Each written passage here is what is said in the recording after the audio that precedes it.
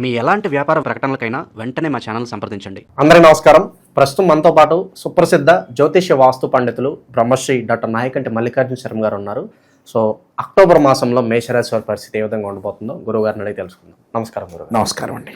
So October మాసం విశేషంగా మేషరాశి వారి పరిస్థితి ఏ విధంగా ఉంటుంది, ఎలాంటి జాగ్రత్తలు తీసుకుంటారు? ప్రేక్షకులందరికీ కూడా విజయదశమి శుభాకాంక్షలు. ఈ అక్టోబర్ మాసంలో మేషరాశి వాళ్ళకి ఏ విధంగా ఉందో తెలుసుకుందాం. ముందుగా గ్రహగమనగతులు, గ్రహ సంచార విషయం ఏ విధంగా ఉందో తెలుసుకుందాం. ముందుగా ఇవన్నీ కూడా గోచారరీత్యా చెప్పబడే ఫలితాలే కానీ జన్మజాతకాన్ని అనుసరించే ఫలితాలు అనేవి కావు. కాబట్టి అందరూ కూడా this is the transit system, 20% మాత్రమే సపోర్ట్గా చేసే గ్రహాలు. అంటే సహజంగా ఎలా ఉంటుందంటే అదృష్టం అనేది మనకి ఎంత కృషి చేసినా కూడా కొంత ఆవగింజంత అదృష్టం అనేది ఒకటి ఉండాలి. అదృష్టమే గోచారం, అంటే అదృష్టమే ట్రాన్సిట్ సిస్టమ్ అని అర్థం.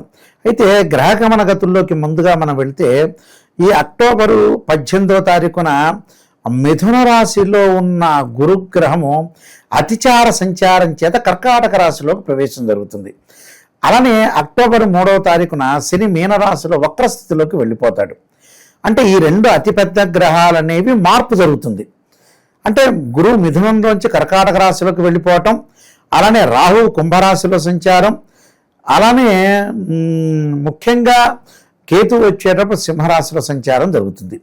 మిగతా గ్రహాలను మనం పరిశీలన చేసినట్లయితే సహజంగా ఇక్కడ శుక్రుడు సింహరాశిలో కన్యారాశిలో సంచారం చేయటం, శుక్రుడు 10వ తారీఖు తర్వాత సింహం నుంచి కన్యారాశిలోకి సంచారం చేస్తాడు. అంటే ప్రథమార్థం ద్వితీయార్థం అనేది ఒకటి ఉంది. అంటే కొన్ని రోజుల పాటు ఒక్కొక్క గ్రహము ఒక్కొక్క రాశిలో సంచారం చేయటం, ద్వితీయార్థంలో కొన్ని మార్పులు జరిగే అవకాశాలు ఎక్కువ ఉండేవి.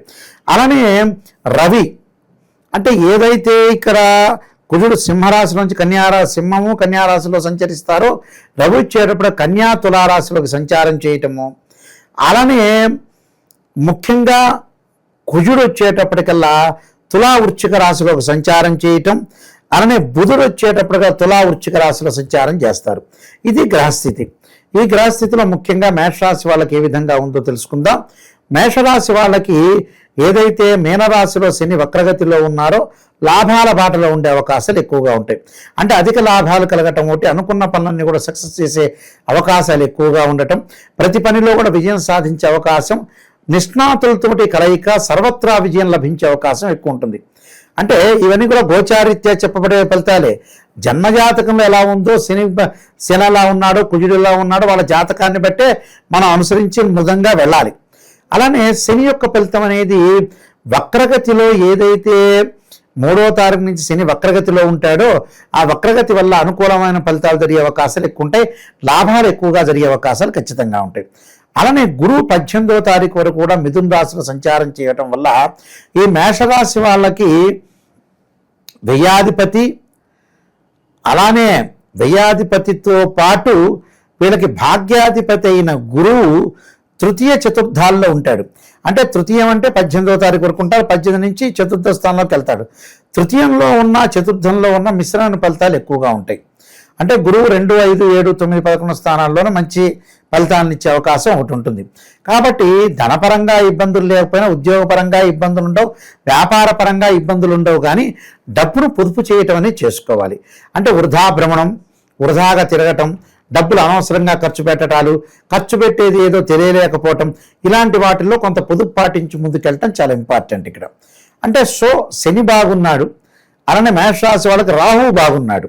రాహు వల్ల విదేశాలకు వెళ్ళటమే కాకుండా సర్వత్రా విజయం లభించే అవకాశాలు, శత్రువులు దూరం అయ్యే అవకాశాలు, శత్రువులు మిత్రులుగా మారే అవకాశాలు, అలానే కొన్ని గృహ ఉపకరణ వస్తువులు కూడా కొనుగోలు చేసే అవకాశాలు ఎక్కువగా ఉంటాయి రాహు వల్ల. తర్వాత మిగతా గ్రహాలను మనం చూసుకునేటట్టయితే మిగతా గ్రహాల్లో ముఖ్యంగా ఈ మేషరాశి వాళ్ళకి కొన్ని గ్రహాలనేవి మార్పు జరుగుతున్నాయి. ఆ గ్రహాలు ఎలా ఉంటుందంటే సింహరాశిలో ఉన్న శుక్రుడు కొన్ని రోజులు 10వ తారీఖు వరకు ఉండి తర్వాత కన్యారాశిలోకి సంచారం చేస్తాడు. అంటే ద్వితీయాధిపతి, అంటే మేషరాశి వాళ్ళకి ద్వితీయాధిపతి పంచమ షష్టమాల్లో ఉంటాడు. పంచమ షష్టమాల్లో ఉండటం వల్ల అనుకూలమైన ఫలితాలు జరుగుతాయి. అంటే పంచమ స్థానంలో ఉంటే అంటే మొట్టమొదటి 10 రోజులు వివాహ ప్రయత్నాలు సఫలీకృతం కావటం, ఉన్న వాహనాలు లగ్జరీ వాహనాలు కొనుగోలు చేసే అవకాశాలు ఎక్కువ ఉండటం ఒకటి. అంటే శుక్రుడు సుఖాన్ని భోగాన్ని సౌఖ్యాన్ని ఇచ్చేవాడు శుక్రుడు. ఈ శుక్రుడు వల్ల వివాహ ప్రయత్నాలే కాకుండా బంగారు ఆభరణాలు కొనుగోలు చేయటం, దుస్తులు కొనుగోలు చేసే అవకాశాలు బాగా ఎక్కువ ఉండటం ఒకటి. అలానే నూతన వ్యాపారాల్లో ముందుకు వెళ్ళే అవకాశాలు, అలానే భాగస్వామ్య వ్యాపారం కూడా బాగా కలిసి వస్తుంది. అంటే మొట్టమొదటి 10 రోజులు మాత్రమే. అంటే ద్వితీయాధిపతి ఏదైతే ఉంటాడో ఆ ద్వితీయాధిపతి సింహరాశిలో 5వ స్థానంలో ఉండటం వల్ల మంచిది. మళ్ళీ 6వ స్థానానికి వస్తే ఇవన్నీ చేయకూడదు. అక్టోబర్ 10 తర్వాత శుక్రుడు బాల, కొద్దిగా మిశ్రమైన ఫలితాలు ఎక్కువగా వచ్చే అవకాశాలు ఎక్కువగా ఉంటాయి. ఇది అందరూ కూడా ప్రేక్షకులందరూ కూడా గుర్తుపెట్టుకోవాలి. అయితే మిగతా గ్రహాలను మనం చూసుకునేటట్టయితే ఏదైతే సింహము కన్యా రాశుల్లో కొన్ని గ్రహాల యొక్క మార్పు జరుగుతుంది. అంటే సింహంలోనూ కన్యలోనూ రవి యొక్క మార్పు జరుగుతుంటుంది. అంటే రవిగ్రహం యొక్క మార్పు అనేది చూడాలి. రవి ఎలా జరుగుతున్నాడు, కన్యలో కొన్ని రోజులు, తులలో కొన్ని రోజులు, అంటే కన్యా తులాలలో సంచారం చేస్తారు. అంటే ఈ రాశి వాళ్ళకి ముఖ్యంగా వచ్చేటప్పటికల్లా మేషరాశి వాళ్ళకి మేషం, వృషభం, మిథునం, కర్కాటక, సింహం పంచమాధిపతి షష్టమంలో సప్తమంలో ఉంటాడు. షష్టమంలో ఉంటే మంచిది అని అర్థం. షష్టమంలో ఎప్పటివరకు ఉంటాడు, ప్రథమార్థంలో ఉంటాడు. అంటే శుక్రుడు ప్రథమార్థంలో మంచివాడే, రవి మంచివాడే. అంటే మొట్టమొదటి 15 రోజుల వరకు ఉద్యోగ ప్రయత్నాలు చేసుకోవచ్చు. నిరుద్యోగులకు ఉద్యోగ అవకాశాలు కూడా లభించే అవకాశాలు ఎక్కువగా ఉంటాయి. ఈ రవిగ్రహం అనేది అనుకూలంగా ఉంటుంది. మొట్టమొదటి 15 రోజులు బాగుంటుంది. అంటే ఉద్యోగము, నూతన ఉద్యోగాలు, ఏదైతే మనం ఉద్యోగాలకు అప్లై చేస్తామో ఆ ఉద్యోగాల్లో కూడా కొంత అనుకూలంగా ఉండటం ఒకటి. నూతన ఉద్యోగాల వాళ్ళు ఎక్స్పెక్ట్ చేయనంత మంచి జాబ్స్ వచ్చే అవకాశాలు ఎక్కువ ఉంటాయి. అంటే మంచి శాలరీతో బాగా వచ్చే అవకాశాలు ఎక్కువగా ఉంటాయి. అలానే మిగతా గ్రహాల యొక్క మనం కలయికను చూసుకునేటట్లయితే కుజగ్రహం అంటే తులారాశిలో కొన్ని రోజులు, వృశ్చిక రాశిలో కొన్ని రోజులు మారుతారు. వృశ్చిక రాశులు అంటే రాస్యాధిపతి మెయిన్ ముఖ్యంగా. అంటే మేషరాస్యాధిపతి అయిన కుజుడు 7వ స్థానంలో తులారాశిలో ఉంటాడు. 7వ స్థానంలో భూములు, ఇళ్ళు కొనుగోలు చేసే విషయంలో, భార్యాభర్తల యొక్క సంబంధ బాంధవ్యంలో ఇబ్బందులు వస్తూ ఉంటాయి.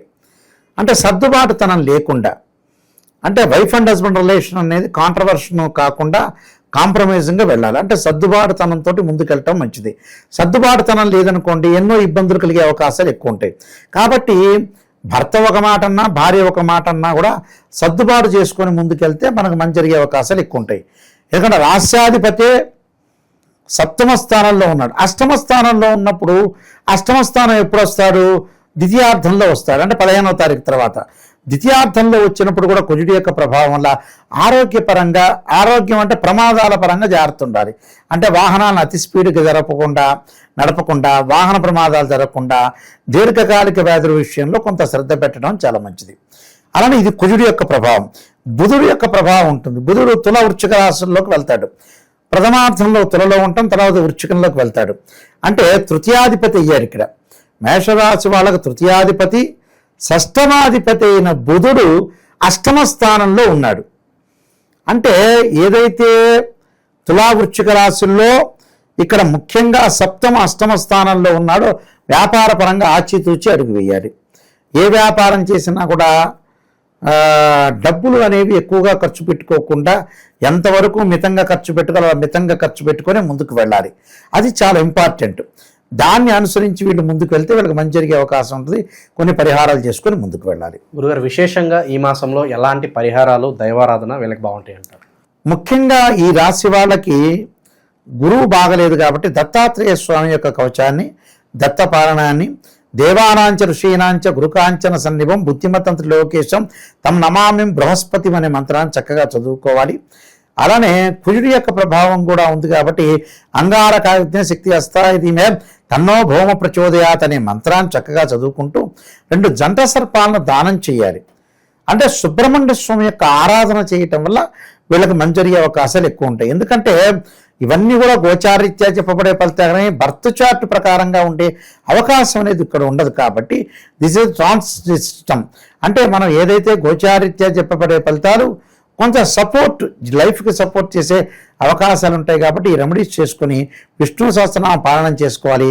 ఓం నమః శివాయ పంచాక్షరి, తత్పురుషాయ విద్యే మహాదేవాయ ధీమహి తన్నో రుద్ర ప్రచోదయాత్ అనే మంత్రాన్ని చక్కగా చదువుకొని ముందుకు వెళ్ళాలి. ఎందుకంటే వీళ్ళకి కుజగ్రహము, రవిగ్రహము, అంటే బుధగ్రహము శుక్రగ్రహం మారిపోతారు.